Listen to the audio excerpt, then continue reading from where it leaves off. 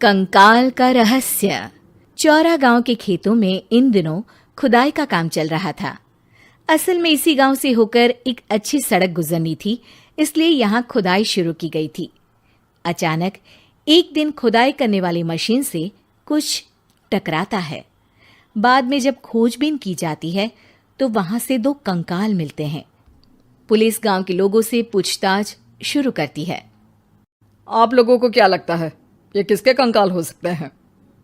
अरे साहब, हमें क्या पता ये किसके कंकाल है, आप ही लोग पता लगाइए। हम लोग तो बहुत ज़्यादा डरे हुए हैं। हाँ, हमारी फॉरेंसिक टीम अभी आ रही है। ये बताओ कि इस गांव के रहने वाला कोई जोड़ा गायब तो नहीं ना? क्योंकि शुरुआती जांच में तो ये बात सामने आ रही है कि एक कंकाल किसी पुरुष का है तो एक किसी महिला का। साहब, हमें तो बहुत डर लग रहा है। ऐसे कंकाल मिलने का मतलब गांव के आसपास ही किसी की हत्या हुई है या फिर किसी को जलाकर मार डाला गया है। हाँ साहब, हम अपने परिवार को लेकर बहुत ही ज्यादा परेशान हैं। देखिए, आप लोगों की परेशानी हम समझ सकते हैं, लेकिन आप लोगों को पुलिस का सहयोग करना होगा, क्योंकि आपके सहयोग के बगैर हम ये पता नहीं लगा सकते हैं कि आखिर ये किसके कंकाल है और इनकी हत्या किसने की। ठीक है साहब, गांव के लोग आपका पूरा सहयोग करेंगे। हाँ साहब, पूरा सहयोग करेंगे। तो फिर ठीक है, हम अपनी जांच शुरू कर देते हैं। कुछ दिन बाद जांच रिपोर्ट आ जाती है। पता चलता है कि ये कंकाल करीब 20 साल पुराने हैं, यानी 20 साल पहले किसी जोड़े की हत्या कर शव को यहाँ पर दबा दिया गया था। इंस्पेक्टर राघव, ये बताओ कि 20 साल पहले की मर्डर मिस्ट्री क्या अब सुलझ सकती है? हाँ सर, क्यों नहीं। लेकिन अब सबूत और गवाह काफी मिट गए होंगे। मुश्किल तो होगी, लेकिन शायद किसी परिवार को इंसाफ मिल सके। इंस्पेक्टर राघव, आप बिल्कुल सही कह रहे हैं। किसी परिवार को तो इंसाफ मिलेगा ही और किसी को उसके किए की सजा भी मिलेगी। जी सर, मैंने तो जांच शुरू भी कर दी है। 20 साल पहले इस गांव के 2 जोड़े अचानक कहीं गायब हो गए थे। मैंने दोनों ही परिवारों के बाकी के सदस्यों से बातचीत शुरू की तो उन्होंने बताया कि उनके बच्चे शहर गए थे, लेकिन आज तक वापस नहीं लौटे हैं। लेकिन ये दोनों शव किस परिवार के सदस्यों के हैं, ये कैसे पता चल सकेगा? सर, मैंने डीएनए टेस्ट करवा लिया है। आज शाम तक इसकी रिपोर्ट भी आ जाएगी। अच्छा, ठीक है।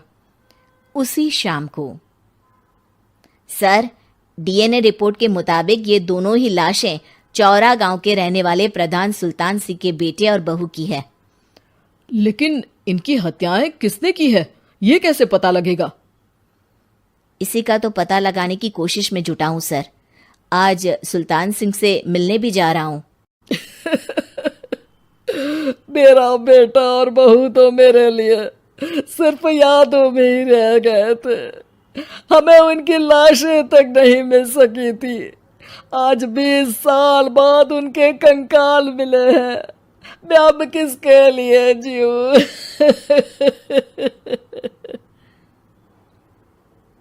लेकिन सर, क्या आपकी किसी से कोई दुश्मनी थी?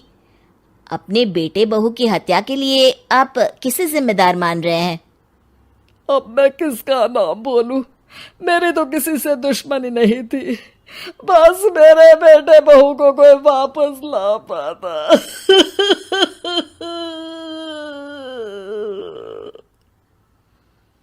इसके बाद सुल्तान सिंह फूट फूट कर रोना शुरू कर देते हैं। सर, अब आप इनका अंतिम संस्कार करवा सकते हैं। कम से कम इनका शरीर ना सही, इनका कंकाल तो आपको मिला है। लेकिन हाँ, अगर आपको कुछ भी याद आए तो जरूर बताइएगा। मेरी तो बेटा अब उम्र हो गई है, लेकिन मेरे बेटे और बहू के हत्यारों का जरूर पता लगाइएगा, क्योंकि जब तक हत्यारे पकड़े नहीं जाएंगे मेरा मन नहीं मानेगा। सर, हमारी पूरी कोशिश रहेगी हत्यारे को पकड़ने की। लेकिन एक बात बताइए, उस वक्त आपको किस पर शक गया था? उस वक्त मेरे एक ड्राइवर को पकड़ा गया था, लेकिन सबूतों के अभाव में उसे छोड़ दिया गया था। अच्छा, और ड्राइवर पर कैसे शक हुआ था? क्योंकि उस दिन ड्राइवर छुट्टी पर था। उस समय लेकिन लाश क्यों नहीं मिल सकी थी? उस वक्त पुलिस ने बहुत कोशिश की थी, लेकिन दोनों की डेड बॉडी नहीं मिल सकी थी। ठीक है, हमारी तफ्तीश चल रही है, मैं फिर आऊंगा। इसके बाद इंस्पेक्टर वहां से चला जाता है और सुल्तान सिंह अपने बेटे और बहू की याद में खो जाते हैं। कुछ दिन बाद सुल्तान सर, एक बात बताइए, जब आपके बेटे बहू की हत्या हुई थी, उसी के आसपास आपके ही गांव का रहने वाला एक और जोड़ा उसी वक्त गायब हो गया था ना? हाँ सर, अलका और अभिषेक, वो भी मेरे बच्चों जैसे ही थे। तो फिर वो कहाँ है? उनका भी आज तक पता नहीं चल सका, लेकिन बताते हैं कि कुछ साल पहले अभिषेक को गांव के ही किसी आदमी ने मुंबई में देखा था, लेकिन फिर वो गायब हो गया। यानी अभिषेक और अलका की हत्या नहीं हुई थी, बल्कि उन्होंने किसी वजह से खुद ही गांव छोड़ दिया था। हाँ, हो सकता है, क्योंकि अभिषेक मेरे बेटे संतोष का अच्छा दोस्त था और उसका मेरे घर भी आना जाना लगा रहता था। हो सकता है कि उसने मेरे बेटे और बहू के बारे में सुन लिया हो और ये गांव छोड़ दिया हो सकता है। उनके परिवार का कोई अब नहीं रहता क्या इस गांव में? अब तो कोई नहीं रहता। एक चाचा थे, लेकिन उन्होंने भी अपना पुश्तैनी मकान बेच दिया है। वो भी अब कहीं शहर में ही बस गए हैं। ओह, अभिषेक और अलका के बारे में भी पता लगाना होगा। हो सकता है कि वही इस हत्या के बारे में कुछ बता सके। हो तो सकता है, लेकिन वो बेचारे तो खुद ही वक्त के मारे थे, वो क्या बताएंगे। फिर भी सर, जब केस दोबारा खुला है तो जांच तो करनी ही पड़ेगी, और इस बार तो लाशें भी बरामद हुई है। कुछ दिन तक लगातार तफ्तीश चलती रही। एक दिन थाने से सुल्तान सिंह को फोन आता है। हाँ, कौन बोल रहा है? सर, मैं कांस्टेबल तुलाराम बोल रहा हूँ थाने से। आपको थाने आना पड़ेगा। थाने? लेकिन क्यों? सर, किसी की पहचान करवानी है। अच्छा ठीक है, मैं दोपहर तक पहुंचता हूँ। सुल्तान सिंह दोपहर में थाने पहुंचता है। कई पुलिस के अधिकारी वहां मौजूद रहते हैं।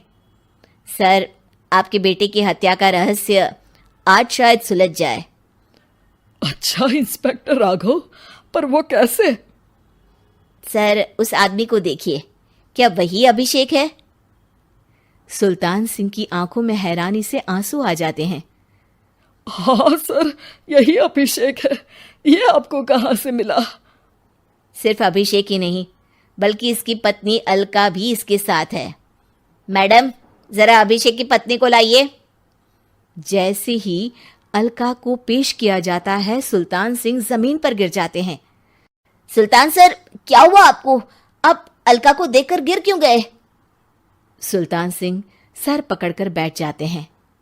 ये अलका नहीं, बल्कि ये तो मेरी बहू रितु है। पूरा थाना एक दूसरे का मुंह देखने लगता है। क्या? इसके बाद हर किसी को दो कंकाल और हत्या का रहस्य समझ में आ गया। अभिषेक और रितु ने मिलकर संतोष और अलका की हत्या की थी और लाश को जमीन के नीचे दबा दिया था। आज 20 साल बाद इस हत्या का रहस्य खुल सका था कि अवैध प्रेम संबंध में 2 मासूमों की जान गई थी।